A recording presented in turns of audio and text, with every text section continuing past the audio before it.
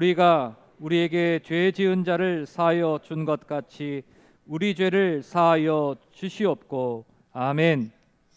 오늘 말씀의 제목을 한번 따라 하시겠습니다. 우리의 죄를 용서하여 주옵소서. 우리 모두는 죄를 짓습니다. 죄 짓지 않고 사는 사람은 한 사람도 없죠. 그렇기 때문에 오늘 예수님께서 가르쳐 주시는 이 죄 용서를 구하는 기도가 우리에게 필요합니다. 먼저 우리가 알아야 될 것은 무엇이 죄인가 하는 것입니다. 일반적으로 사람들은 법을 어기면 죄라고 생각하죠. 누군가에게 해를 끼치거나 나쁜 짓을 하는 것이 죄다라고 생각을 합니다. 하지만 성경이 말씀하는 죄는 조금 의미가 다릅니다. 이 죄라는 단어의 원어적인 의미는 관역을 향해 쏜 화살이 빗나갔다라는 의미가 있습니다. 그러니까 하나님 말씀에서 벗어난 것이 죄라는 것이죠. 아담과 하와가 탐스러운 선악과를 맛있게 먹은 것이 왜 죄가 되었습니까? 관역에서 벗어났기 때문에, 하나님 말씀에서 벗어났기 때문이죠. 하나님께서는 동산에 있는 모든 나무의 열매를 먹어도 괜찮은데 동산 중앙에 있는 선악을 알게 하는 나무의 열매는 먹지 말라고 하셨어요. 왜 그렇게 하신 것입니까? 이것은 단지 어떤 나무의 열매는 먹어도 되고 먹지 않아야 된다라는 차원이 아니라 삶의 원칙을 정하는 문제였습니다. 너가 너의 욕심대로 살 것이냐? 나의 말을 따라 살 것이냐? 다시 말해서 너가 너의 삶의 주인이 되어서 너가 보기에 좋은 대로, 너가 하고 싶은 대로 살 것이냐? 아니면 나를 삶의 주인으로 모시고 내가 하라는 대로 내 말을 따라 살 것이냐? 이 문제였던 거예요. 하나님께서는 아담과 하와가 하나님의 말씀을 따라 욕심을 제어하면서 살아야 아름답고 복된 삶을 살 수 있기 때문에 그렇게 하신 것입니다. 그런데 아담과 하와는 불순종했죠. 뱀의 유혹에 넘어간 것이죠. 하나님 말씀대로 할 필요 없어. 너가 결정해. 너가 선택해. 너가 하고 싶은 대로 해. 이것이 뱀의 유혹이었습니다. 오늘날도 사탄은 똑같은 방식으로 사람들을 유혹하고 있어요. 너가 너 삶의 주인이잖아. 너가 결정해라. 너가 하고 싶은 대로 해라. 그런데 이것이 죄라는 거예요. 하나님을 주인 삼지 않고 자신이 주인이 되어서 자신의 욕심을 따라 하고 싶은 대로 살아가는 것, 이것이 성경이 말씀하는 죄인 것입니다. 로마서 5장 12절입니다. 이러므로 한 사람으로 말미암아 죄가 세상에 들어오고 죄로 말미암아 사망이 왔나니 이와 같이 모든 사람이 죄를 지었으므로 사망이 모든 사람에게 이르렀느니라. 여기서 한 사람은 누구예요? 아담이죠. 아담의 그 불순종의 죄로 인해서 이 세상에 죄가 들어왔고 아담의 후손인 모든 인간이 본질상 죄인이 되었습니다. 이것을 우리는 원죄라고 부르는 것이죠. 죄의 결과는 사망이에요. 죽음보다 더 무서운 하나님과의 관계 단절입니다. 그 결과 영혼이 잘못된 같이 범사가 잘못되고 강건하지 못하게 된 거예요. 절대 절망이죠. 이러한 절대 절망에서 벗어나기 위해서는 이 세상의 그 어떤 인간의 도움으로도 안 되는 거예요. 왜냐하면 이 세상의 모든 사람들은 다 죄인이기 때문에. 죄인이 죄인을 구원할 수가 없는 것이죠. 그래서 예수님께서 동정녀의 몸에 성령으로 잉태되어 이 세상에 오신 것입니다. 인간과 인간 사이의 성적인 관계를 통해서가 아니라 성령으로 잉태되셨기 때문에 아담으로부터 유전되어 내려오는 원죄가 없으신, 죄가 없으신 흠없는 어린 양으로 이 세상에 오신 거예요. 그래서 그분을 믿는 모든 자들은 죄사함을 받고 의롭게 되는 것입니다. 할렐루야. 우리가 그 은혜를 받은 사람들이죠. 너무나도 귀한 은혜를 받았습니다. 하지만 우리가 예수님을 믿음으로써, 예수님을 영접함으로써 구원받아서 하나님의 자녀가 되었지만 연약한 육신을 가지고 죄악된 세상을 살아가는 동안에 죄를 짓는 것이죠. 생각으로, 마음으로, 또 말로, 행위로 관역에서 벗어난 삶을 살아갈 때가 있어요. 하나님 말씀대로 살지 못할 때가 많이 있다는 것이죠.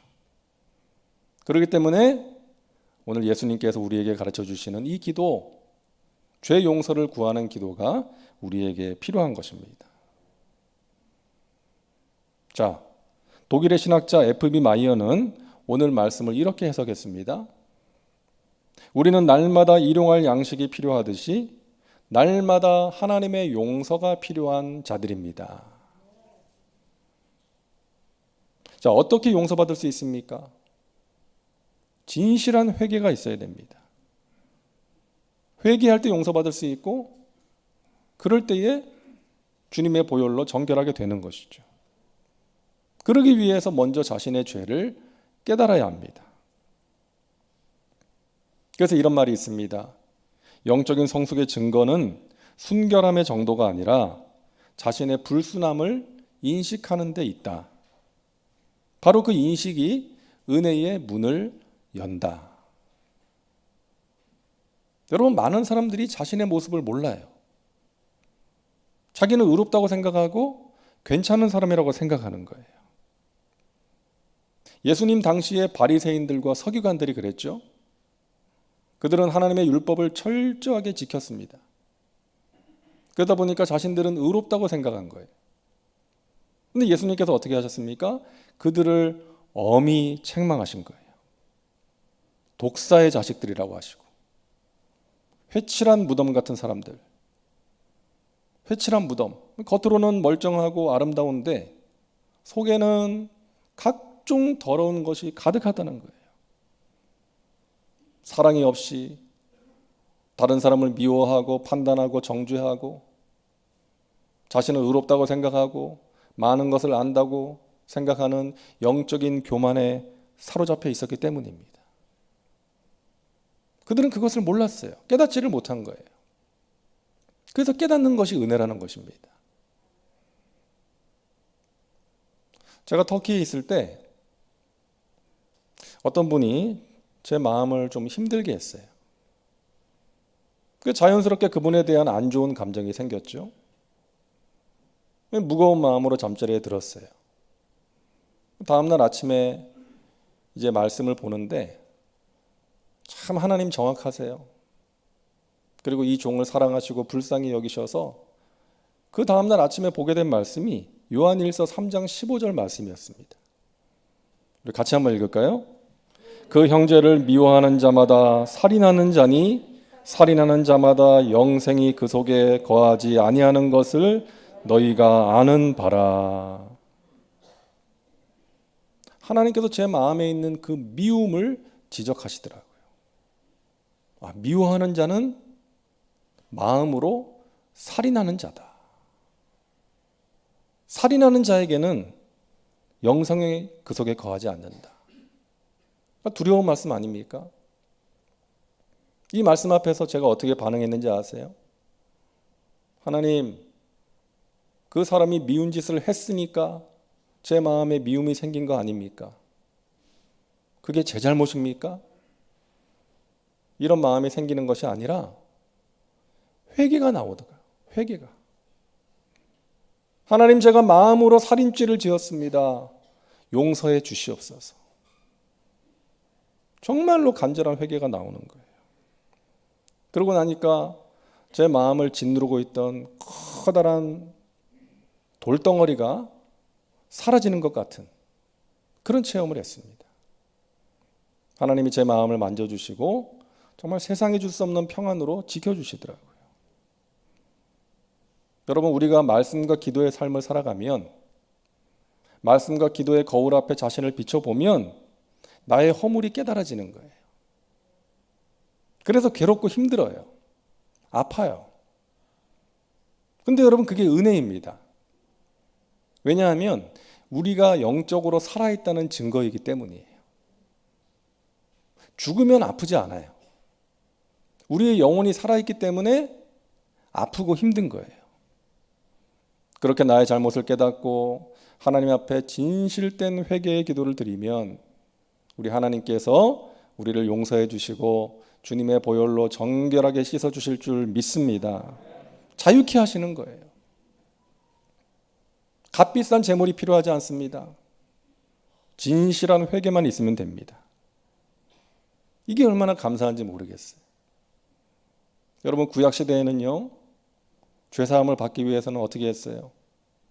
짐승을 잡아서 피를 흘려서 속죄 제사를 드려야 했습니다.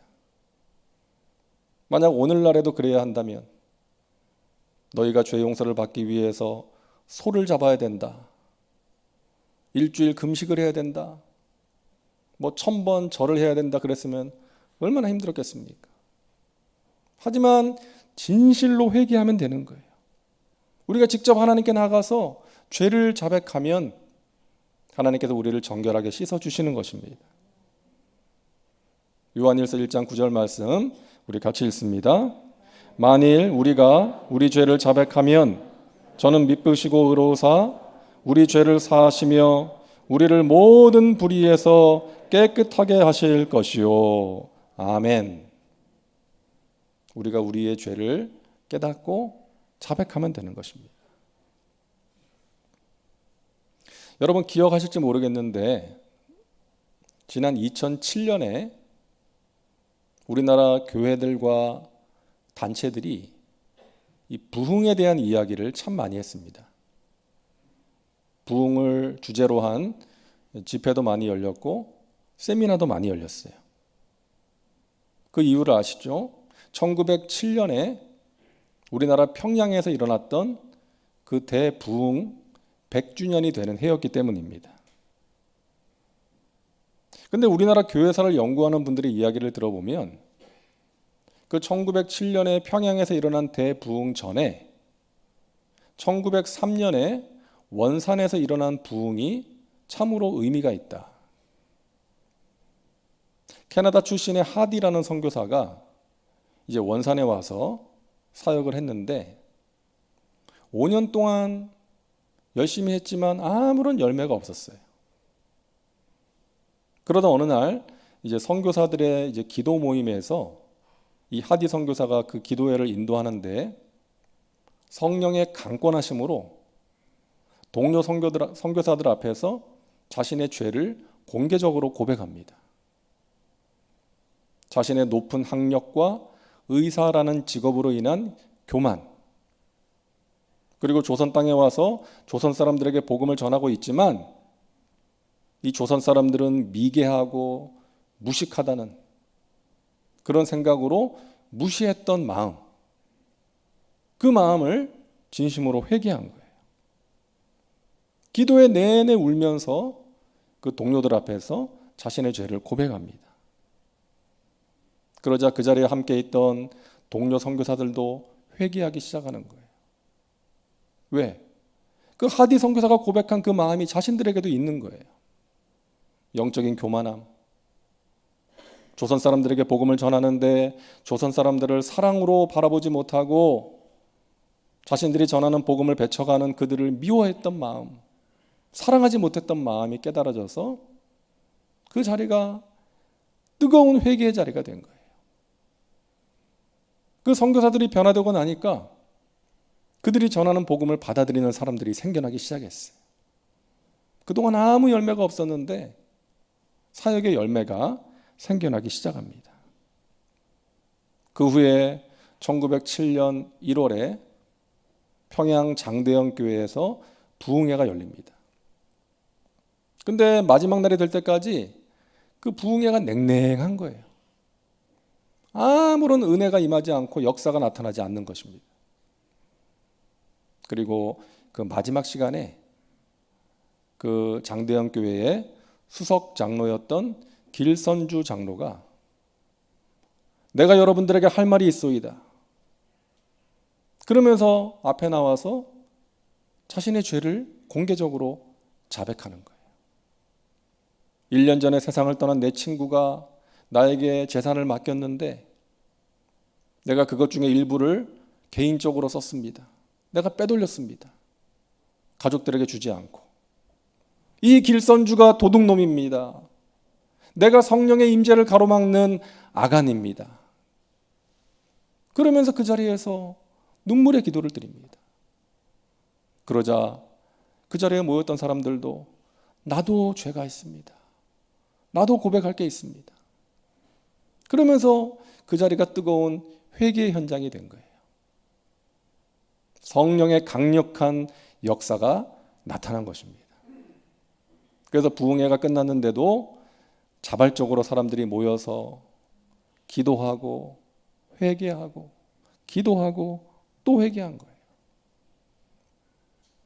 1907년에 일어난 그 평양의 대부흥은 여러분 이처럼 회개로 시작된 것입니다. 사랑하는 여러분, 부흥은 다른 사람이 아니라 나 자신으로부터 시작됩니다. 우리 송파교회의 부흥은 저와 여러분 각 사람으로부터 출발하는 거예요.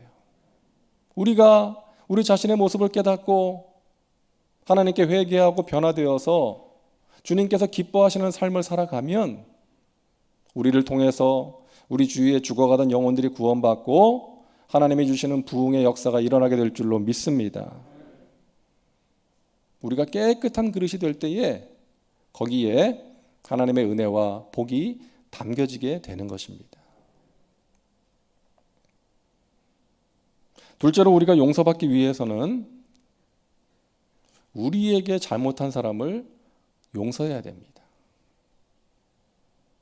예수님 말씀하셨죠? 마태복음 6장 14절과 15절 너희가 사람의 잘못을 용서하면 너희 하늘 아버지께서도 너희 잘못을 용서하시려니와 너희가 사람의 잘못을 용서하지 아니하면 너희 아버지께서도 너희 잘못을 용서하지 아니하시리라.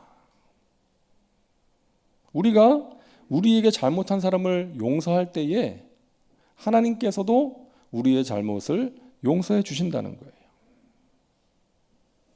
너는 너에게 잘못한 사람을 용서하지도 않으면서 나에게 너의 잘못을 용서해 달라 그러면 되겠니? 이렇게 말씀하시는 거예요. 적극적인 용서의 실천을 강조하십니다. 여러분, 우리가 요셉이라는 인물을 좋아하잖아요. 근데 이 요셉은 예수님과 너무 많이 닮은 사람입니다. 장차 오실 예수님을 예표하는 미리 보여주는 구약의 인물이에요. 자, 요셉은 자기 형들에게 버림받았고 예수님은 자기 백성에게 버림받으셨습니다. 요셉은 형들에 의해 은 20냥에 팔렸고요. 예수님은 가룟 유다에 의해 은 30냥에 팔리셨습니다. 요셉은 죄가 없음에도 감옥에 들어갔고 예수님은 죄가 없으심에도 십자가에 달리셨습니다. 요셉은 30세에 애굽의 총리가 되었고요. 예수님은 30세부터 공적인 사역을 시작하셨습니다. 요셉은 자신을 팔아넘긴 형들을 용서합니다.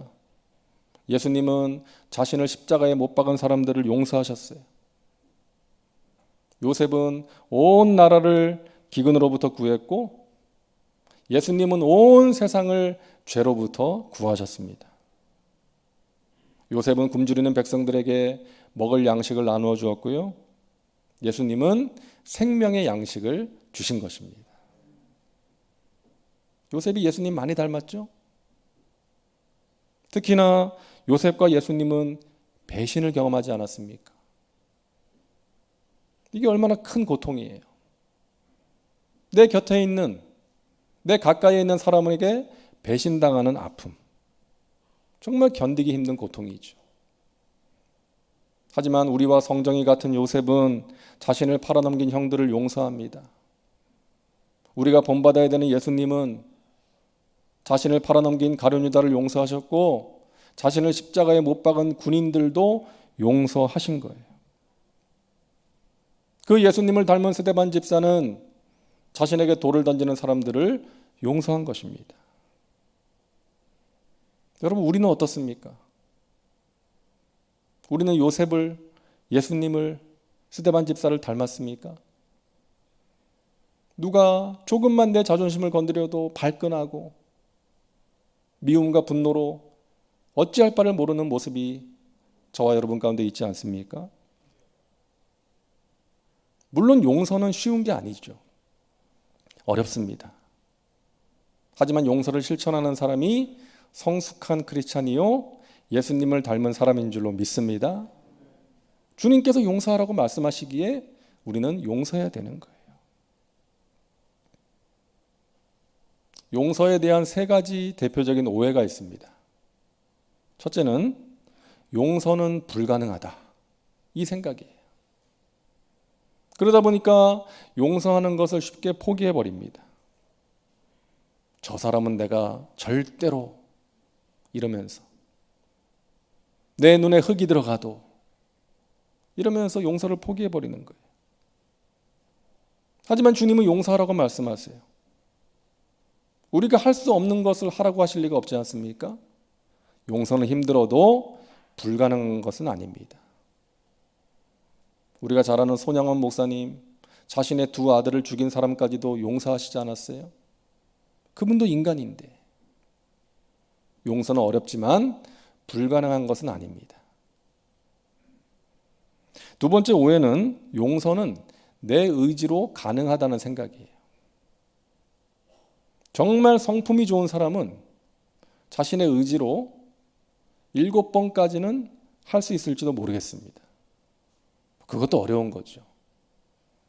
하지만 예수님이 말씀하신 70번씩 7번까지는 할 수가 없는 거예요. 용서는 내 성품으로 가능한 것이 아니라 신의 성품으로 가능한 것입니다. 하나님의 은혜가 임할 때에 가능하다는 것이죠. 암 전문의 원종수 박사님은 누가 자기의 마음을 아프게 하고 힘들게 하면 그런대요. 내일 새벽에 두고 보자, 그런대요. 그 다음날 새벽에 자기가 기도할 때 하나님께 다 일러 바친다는 거예요. 무슨 의미입니까? 하나님께 맡기는 거예요.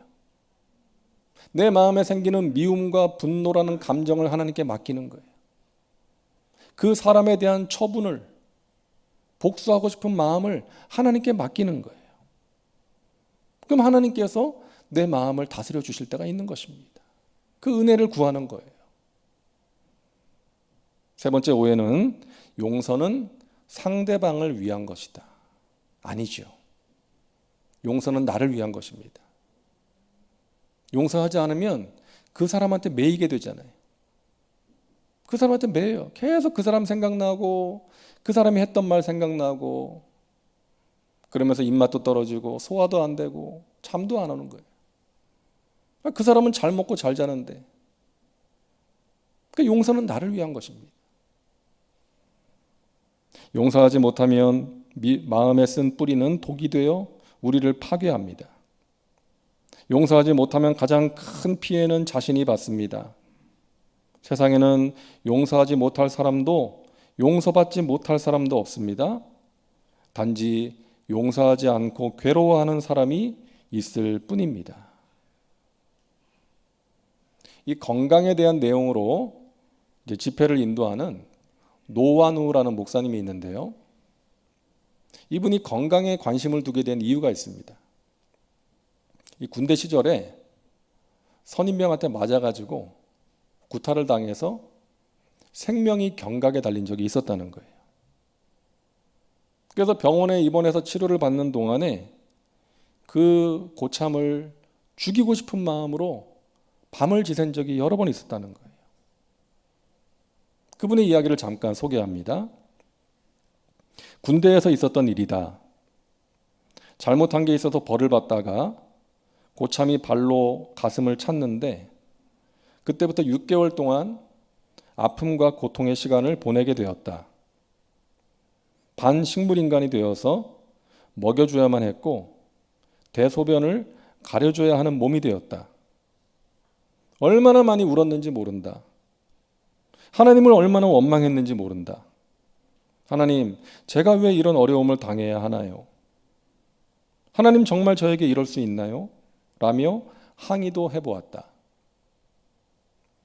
그런데 나의 치료를 담당했던 분이 교회 안수 집사님이셨다. 늘 오셔서 기도하고 진료하고 기도하고 또 진료하셨다.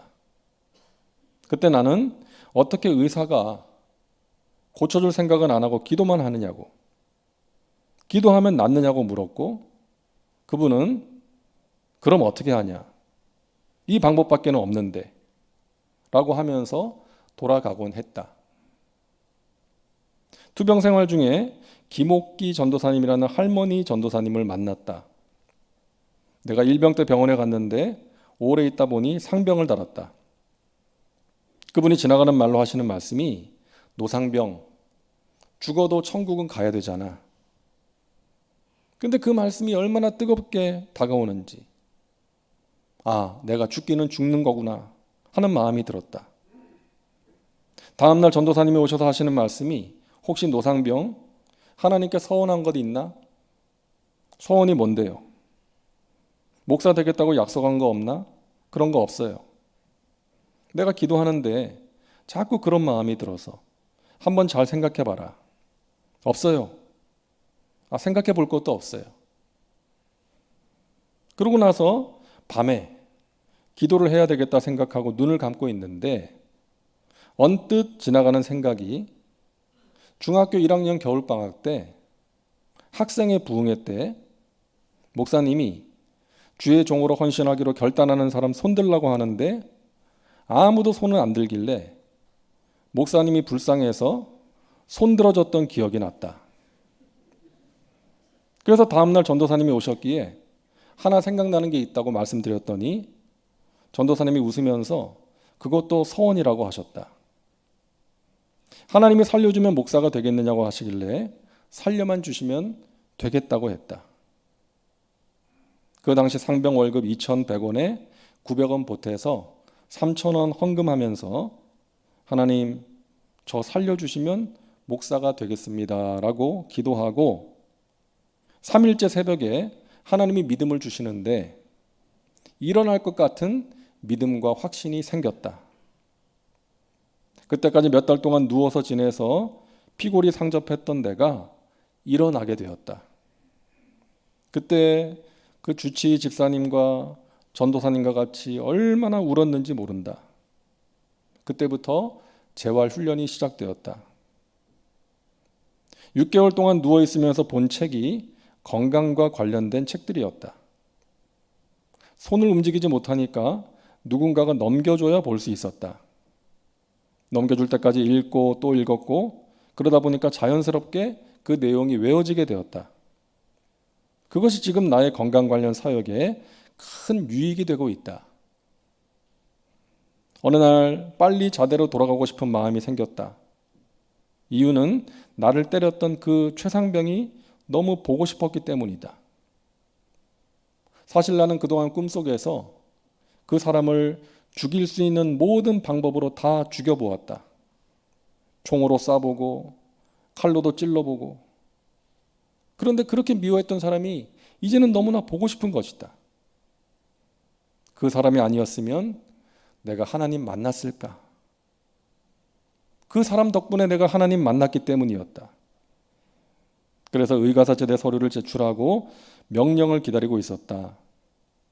병원장에게 면담을 신청했다.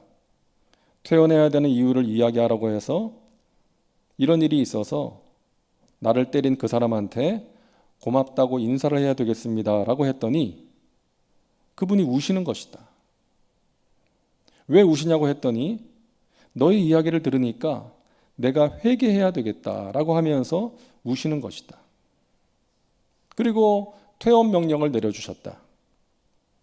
근데 그분이 하는 말이 야, 감사패 하나 해줘라 라고 하시는데 처음에는 그냥 농담으로 들었는데 그 말이 자꾸만 마음에 남아서 4,000원 주고 패를 만들었다.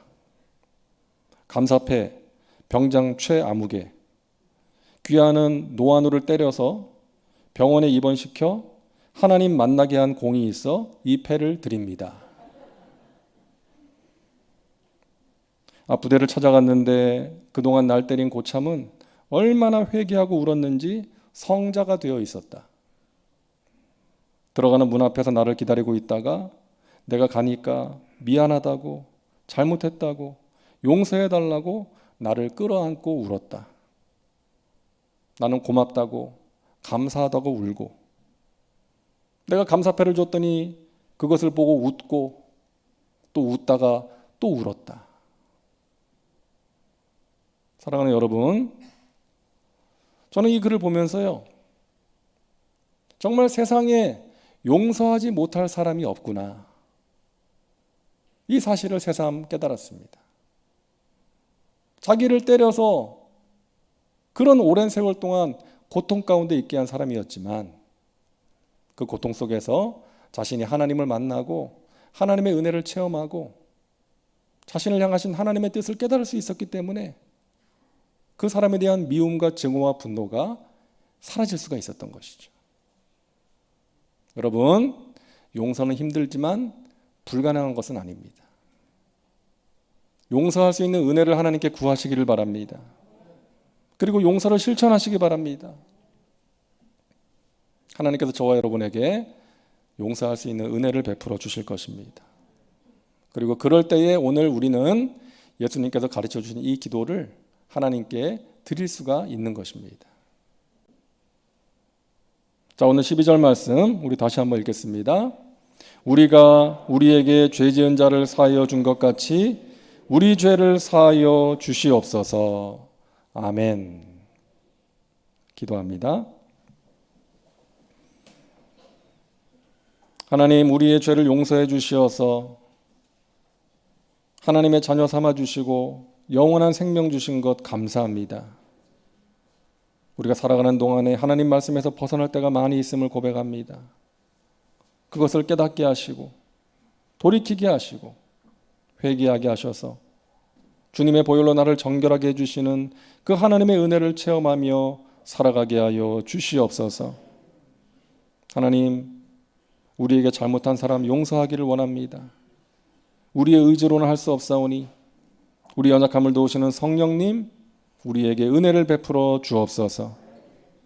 하나님의 그 죄 용서의 은혜, 또 우리를 새롭게 하시는 귀한 은혜 가운데 승리의 삶을 살아가는 하나님의 백성들 되게 하여 주시옵소서.